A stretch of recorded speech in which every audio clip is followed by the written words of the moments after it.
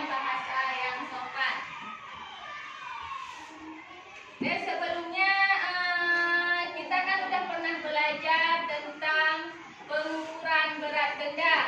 Tetapi pakai apa? Ya, itu yang panjang. Yang berat benda pakai timbangan. Hari ini kita belajar lagi tentang pengukuran. Pada kurikulum matematika sangat kompleks dan mendasar pada siswa di tingkat dasar karena dapat dipraktekkan langsung pada kehidupan sehari-hari. Kemampuan estimasi dapat membantu mengembangkan sikap positif siswa terhadap matematika. Jadi target kita belajar hari ini, anak-anak ibu memahami persamaan dan perbedaan berat benda berdasarkan hasil pengukuran menggunakan alat ukur tidak baku. Dan yang kedua, menentukan urutan berat benda berdasarkan hasil pengukuran menggunakan alat ukur tidak baku. Jadi setelah kita mengikuti pembelajaran ini, ibu harap anak-anak ibu mampu memahami bagaimana persamaan dan perbedaan berat benda berdasarkan hasil pengukuran menggunakan alat ukur tidak baku dan menentukan urutan benda berdasarkan hasil pengukuran menggunakan alat ukur tidak baku. Oke, ini kan ada 3 kelompok. Coba masing-masing bangun dulu, berdiri sejajar. Tepuk 1, tepuk 2, tepuk 3, tepuk 2,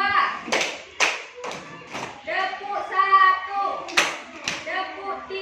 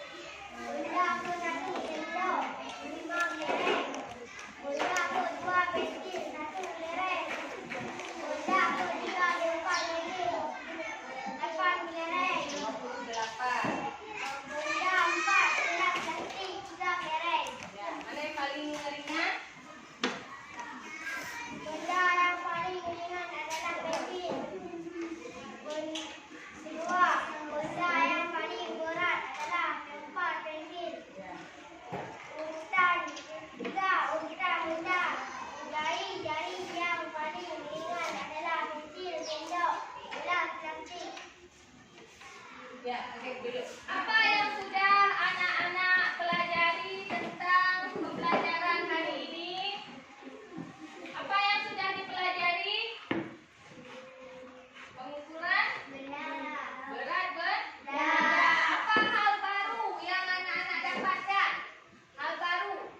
Dani Asraf, apa hal baru yang diterima hari ini?